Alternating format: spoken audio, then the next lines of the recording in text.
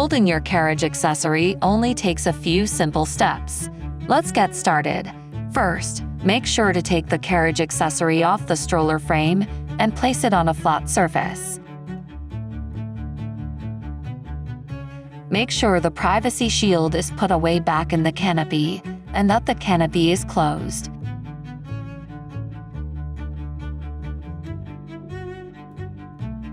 Next, remove the cover from the carriage accessory.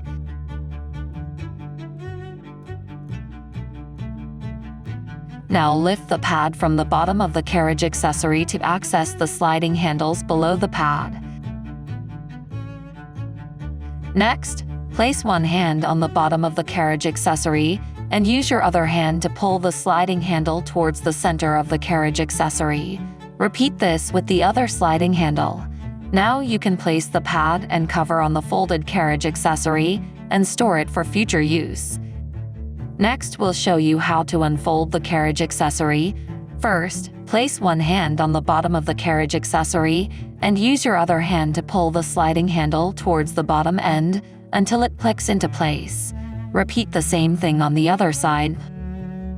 Once the carriage accessory is set up, you can place the pad on the bottom.